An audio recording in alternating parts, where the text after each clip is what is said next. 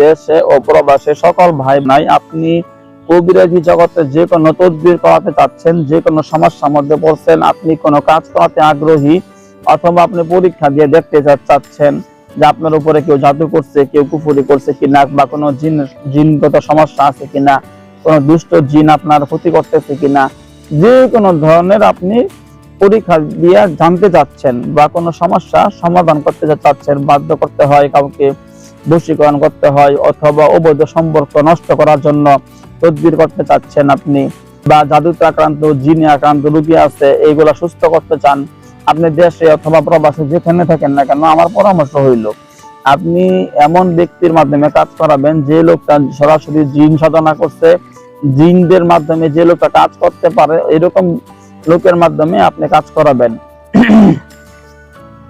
তো আমি আলহামদুলিল্লাহ আমার নাম বলি, হাফেজ কারি মাওলানা মুফতি আদিব মুহাদ্দিস মাহমুদুল হাসান। আমার ঠিকানা চিটাগাং হাটহাজারী মাদ্রাসায় পড়াশোনা শেষ করছি।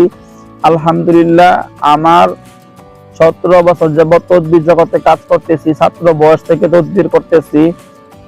বর্তমানে আলহামদুলিল্লাহ আমার হাজার হাজার লক্ষ লক্ষ মুমিন জিন, শক্তিশালী জিন আছে, যাদের মাধ্যমে আমি মানুষের সেবা দিয়ে আসতেছি। তো আপনারা এরকম যে কোনো কাজ করাতে আগ্রহী, আমার ইমোতে অথবা হোয়াটসঅ্যাপে আপনাদের নাম, ঠিকানা, ছবি পাঠাবেন। প্রবাসে আছেন, দেশে আছেন, সমস্যা নাই, নাম, ঠিকানা, ছবি পাঠাবেন, সমস্যার কথাগুলো বলবেন। ইনশাআল্লাহ আপনি যত বড় সমস্যা থাকেন না কেন, খুব দ্রুত আল্লাহর রহমতে সমাধান পাবেন। তো আমার ইমো নাম্বার, হোয়াটসঅ্যাপ নাম্বার হইল 01712 38 74 36, 01712 38 74 36। আরেকটা নাম্বার 01711 25 66 95, 01711 25 66 95। এই দুই নাম্বারে ইমো খোলা আছে, হোয়াটসঅ্যাপ খোলা আছে। আপনি অবশ্যই SMS করে, ভয়েস করে বিস্তারিত বিষয়গুলো বলবেন, আপনি কি কাজ করাতে আগ্রহী।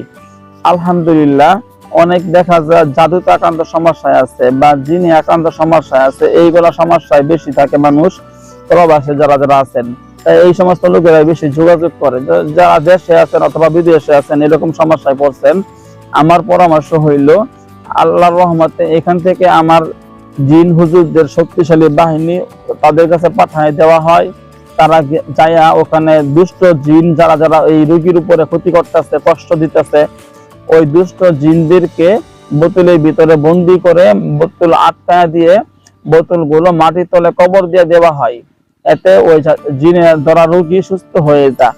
আবার ধরেন যে যাদের নামে কুফরি করা আছে, তন্ত্র মন্ত্র করা আছে, বান মারা, তাবিজ করা, জাদু করা আছে, ওই সমস্ত রোগীদের যেখানে যেখানে এগুলা করা আছে, পোতা আছে, গাড়া আছে, খাওয়ানো আছে, সবগুলা সব জায়গা থেকে উঠিয়ে নষ্ট করে দেওয়া হয়। আলহামদুলিল্লাহ ওই সমস্ত রোগীরাও সুস্থ হয়ে যায়।